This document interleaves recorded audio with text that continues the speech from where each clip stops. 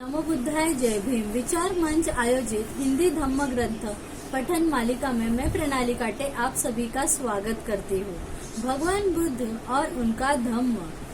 पुनर्जन्म किस व्यक्ति का? सबसे कठिन प्रश्न है पुनर्जन्म किस व्यक्ति का। क्या वही मरा हुआ आदमी एक नया जन्म ग्रहण करता है? क्या भगवान बुद्ध इस सिद्धांत को मानते थे? उत्तर है इसकी कम से कम संभावना है। यदि मृत आदमी के देह के सभी भौतिक अंश पुनः नए सिरे से मिलकर एक नए शरीर का निर्माण कर सके, तब भी यह मानना संभव है कि उसी आदमी का पुनर्जन्म हुआ। यदि भिन्न भिन्न मृत शरीरों के अंशों के मेल से एक नया शरीर बना तो यह पुनर्जन्म तो हुआ, लेकिन यह उसी आदमी का पुनर्जन्म नहीं हुआ। भिक्षुनी खेमा ने राजा प्रसेनजीत को यह बात अच्छी तरह समझा दी थी। एक बार तथागत श्रावस्ती के पास अनाथ पिंड के जेतवनाराम में ठहरे हुए थे। वो अब उस समय कौशल जनपद में चारिका कर चुकने के बाद भिक्षुनी खेमा श्रावस्ती और साकेत के बीच तोरण्यवत्यु नाम स्थल पर ठहरी हुई थी। उस समय कौशल नरेश प्रसेनजीत साकेत में श्रावस्ती आ रहा था। साकेत और श्रावस्ती के रास्ते में वह एक रात के लिए तोरण्यवत्य में रुका। कौशल नरेश प्रसेनजीत के एक आदमी को बुलाकर कहा, अरे भले आदमी, किसी श्रमण ब्राह्मण का पता लगा जिसकी हम आज दिन संगति कर सके। महाराज बहुत अच्छा, उस आदमी ने कहा। वह सारी तोरण वृत्तियों में घूमा, किंतु उसे एक भी रमन ब्राह्मण ऐसा नहीं मिला जिसकी महाराज संगति कर सके।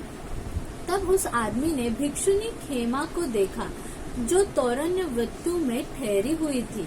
उसे देखकर वह कौशल नरेश प्रसेनजीत के पास वापस गया और बोला, महाराज, तोरण वृत्तियों में कोई ऐसा श्रमण ब्राह्मण नहीं है जिसकी आप संगति कर सके, लेकिन महाराज, भिक्षुनी खेमा नाम की तथागत की एक शिष्या है। उसकी ख्याति सुनी है कि वह अरहंत है, योग्य है, कुशल है, पांडित्य है, बातचीत में पटु है और प्रत्युत्पन्न मति है। महाराज, आज दिन आप उसकी संगति करें। तब कौशल नरेश राजा प्रसेनजीत भिक्षुनी खेमा के पास गया। पास जाकर अभिवादन किया और एक और बैठ गया। बैठकर उसने भिक्षुनी खेमा से कहा, आपका इस विषय में क्या कहना है? क्या तथागत मरणांतर रहते हैं? महाराज, यह बात भी तथागत द्वारा अव्याकृत ही है।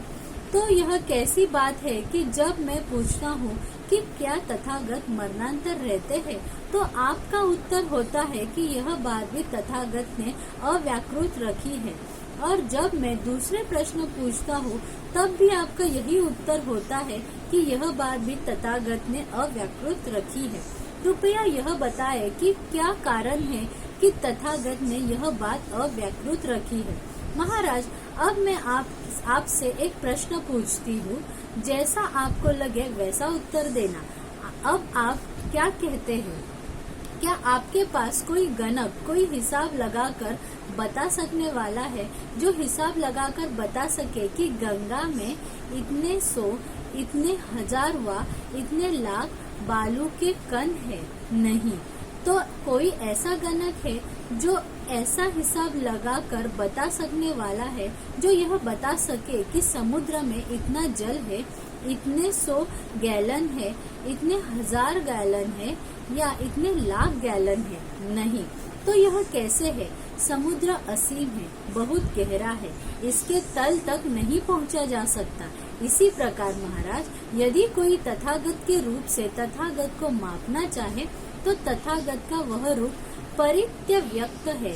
वह जड़ मूल से कट चुका है, वह कटे ताड़ वृक्ष की तरह हो गया है, वह अभाव प्राप्त हो गया है और अब उसकी पुनरुत्पत्ति की संभावना नहीं रही है।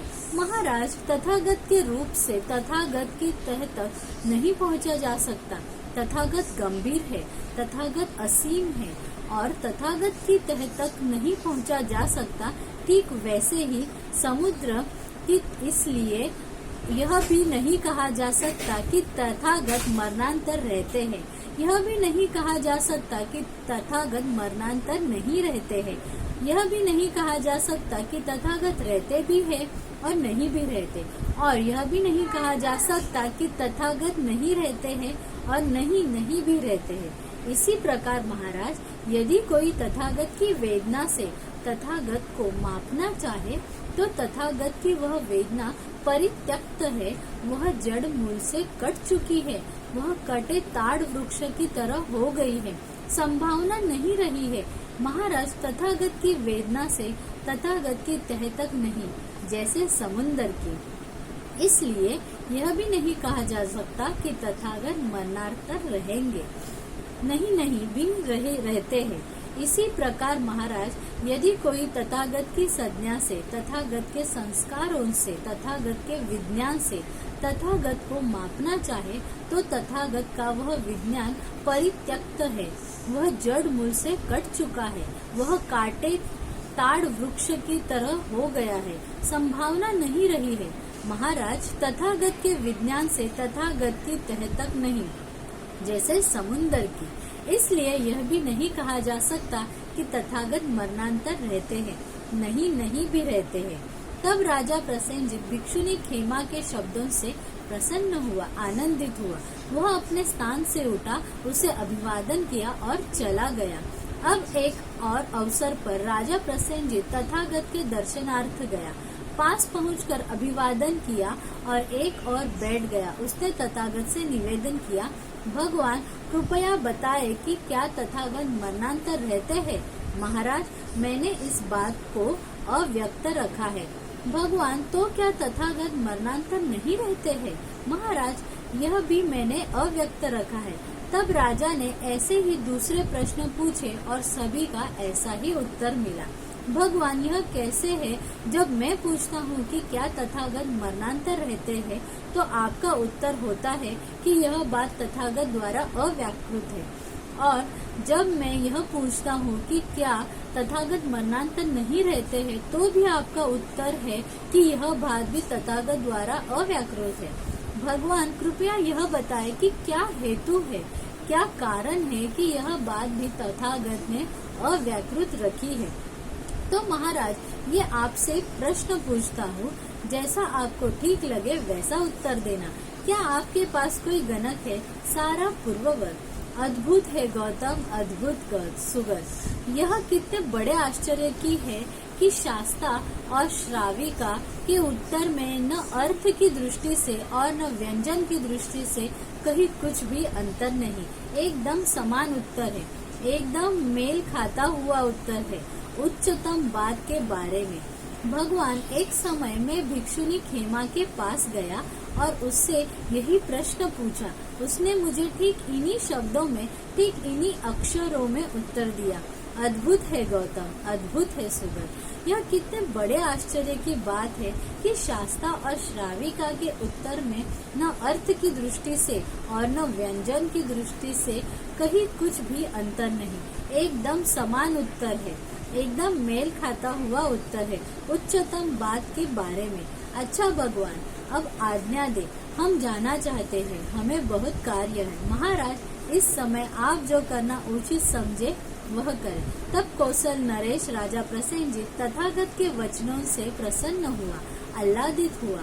वह अपने स्थान से उठा और तथागत को अभिवादन कर चला गया। तो आज का ये भाग हम यही समाप्त कर रहे हैं। अगर आपको विचार मंच का ये उपक्रम अच्छा लग रहा है तो कृपा करके हमारे YouTube चैनल को सब्सक्राइब कीजिए और Facebook पेज को फॉलो कीजिए ताकि आपको नए नए वीडियो के नोटिफिकेशन आए। नमो बुद्धाय, जय भीम।